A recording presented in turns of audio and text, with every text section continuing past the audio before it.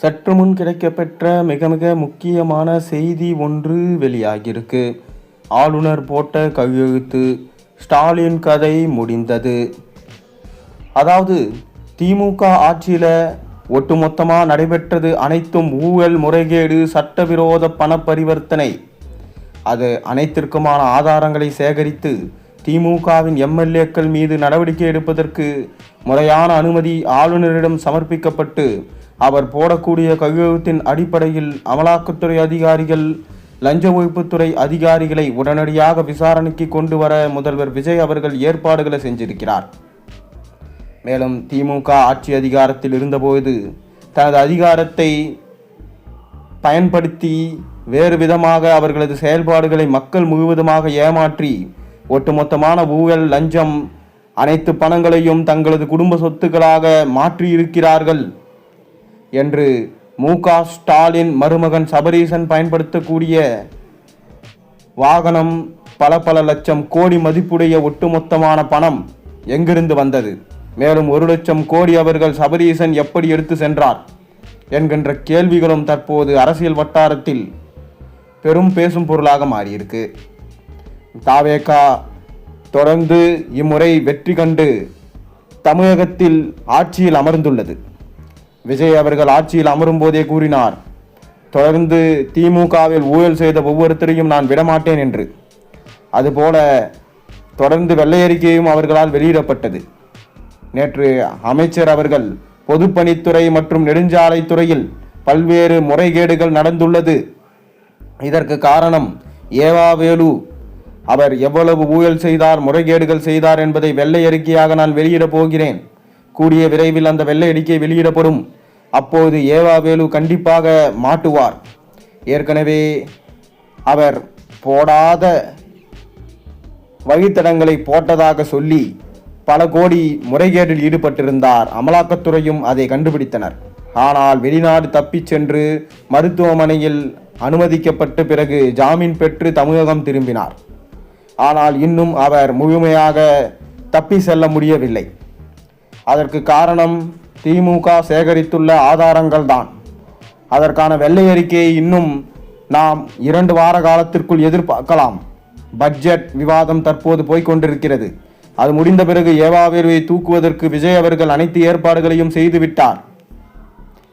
கிட்டத்தட்ட முறைகேடு செய்து சுமார் 30% கமிஷன் என்று மிரட்டி பணங்களை வாங்கிய, கருப்பு பணமாக பெற்ற அனைத்தையும் உடனடியாக நடவடிக்கையின் அடிப்படையில் ரகசிய அறையில் பதுக்கி வைக்கப்பட்ட அனைத்து பணங்களும் முறையாக கைப்பற்றப்பட்டு அரசின் கஜானாவில் கொண்டு வரப்படும் என்ற தகவலும் கிடைக்கப்பெற்றிருக்கு. ஏவாவேலு அவர்கள் வீட்டில் லஞ்ச ஒழிப்புத்துறை நடத்திய சோதனையின் போது தனக்கு நெஞ்சுவலி வந்ததாக நாடகமாகி சிங்கப்பூர் சென்றார். ஆனால் நடைபெற்று கொண்டிருக்கிற சட்டசபை கூட்டத்தொடரில் சுமார் 35 நிமிடங்கள் அவர் மட்டும் பேசுகிறார். அது எப்படி? நெஞ்சுவலி வந்தவர் ஒரு தொடர்ந்து கடினமாக பேசுவது கடினம். அமைதியாக பேசினால் பிரச்சனை இல்லை, ஆரோக்கியமாகவும் பேசுகிறார். இது எப்படி சாத்தியமாச்சு என்ற கேள்விகளும் இப்போது முன்வைக்கப்பட்டு வருது. மேலும் KN நேரு போன்றவர்களது ஊழல் அனைத்தும் மக்கள் மத்தியில் வெட்ட வெளிச்சத்தில் வந்துவிட்டது.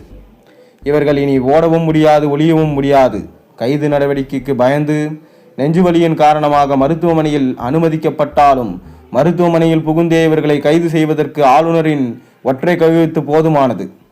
இதனால்தான் மு.க. ஸ்டாலின் அவர்களுக்கு மிக பெரும் ஒரு அதிர்ச்சியாகவும் அமைந்திருக்கு. திமுக பொறுத்தளவுக்கு பல நாள் திருடன் ஒரு நாள் மாட்டிக்கொள்ளுவான் என்பது போல கூண்டோடு திமுக அமைச்சர்கள் சிறையில் அடைக்கப்பட்டால் அவர்களது ஒவ்வொரு தேர்தலிலும் போட்டியிடுவது கடினம். மேலும் தொடர்ந்து திமுக செய்த ஊழல்கள் என்பது மக்களின் வரிப்பணங்களை பிடுங்கி தங்களது சொத்துக்களாக சேகரித்துள்ளார்கள். இதனால் திமுகவில் உள்ள ஒவ்வொரு அமைச்சர்களும் குறுநில மன்னர்களாக செயல்பட்டிருக்கிறார்கள் என்ற செய்தி அவ்வப்போது வெளியாகியிருந்தது. மேலும் உதயநிதி அவர்களே கைது செய்து விட்டார்கள். இதனால் திமுகவில் உள்ள ஒவ்வொரு அமைச்சர்களும் விஜயை பார்த்து பயந்து நடுங்கிக் கொண்டிருக்கிறார்கள். எப்போது நம் வீட்டில் அமலாக்கத்துறை வருமோ, நாம் எப்படி தப்பிப்பது, அதனால் ஒட்டுமொத்தமாக ராஜினாமா செய்துவிட்டு பாஜக அல்லது தவேகாவில் இணைந்து விடலாமா என்கின்ற யோசனையில் தற்போது அனைத்து திமுகவின் சிட்டிங் எம்எல்ஏக்களும் இருப்பதாக தகவல்கள் வெளியாகி இருக்கிறது. கிட்டத்தட்ட ஏவாவேலு அவர்கள் போடாத சாலைக்கு போட்டதாக 3.5 கோடி ஊழல் செய்த வழக்கில் இவர் பெயர் இடம்பெற்றதாக சட்டப்பேரவையிலே பேசி சர்ச்சையும் ஏற்பட்டது.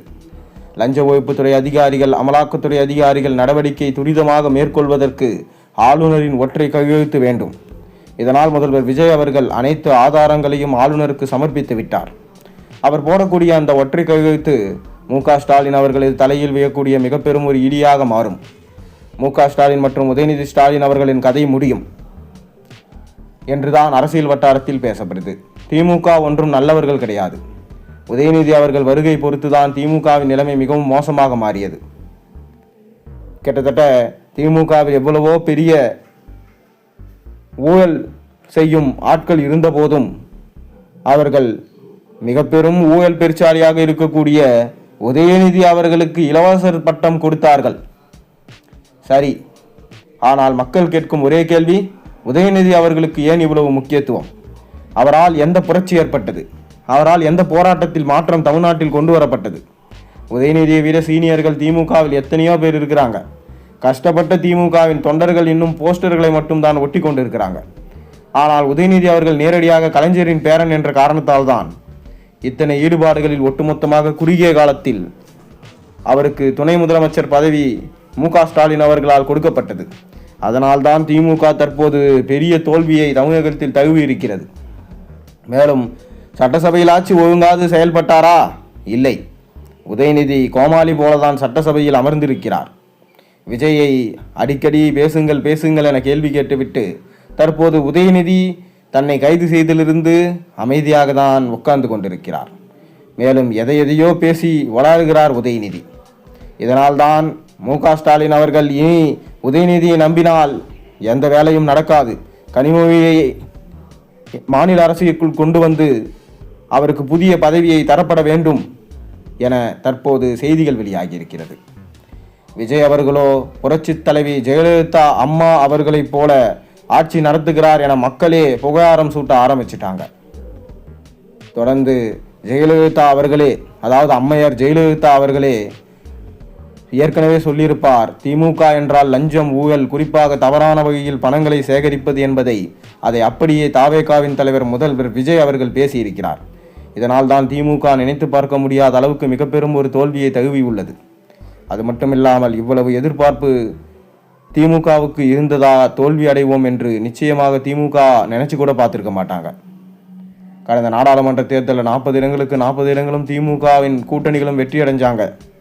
இந்த வெற்றிக்கு திமுகவின் எதிரே நமக்கு எதிரி யாரும் இல்லை என்று நினைக்கக்கூடிய அளவுக்கு மிக பெரும் அளவிலான நம்பிக்கையும் கொடுத்தது. ஆனால் அந்த தேர்தலில் தாவேகா போட்டியிடலை. அதனால தான் தற்போது திமுக வெற்றி அடைஞ்சது. ஆனால் மக்கள் தாவேகாவின் அரசியலை உற்று நோக்கி மாற்றத்திற்கான ஏற்பாடுகளை வழிவகுத்து அவர்களை வர வச்சு தற்போது திமுகவை தோல்வி அடைய வச்சு உதயநிதி மற்றும் ஸ்டாலினுக்கு பேரிடி கொடுத்திருக்காங்க.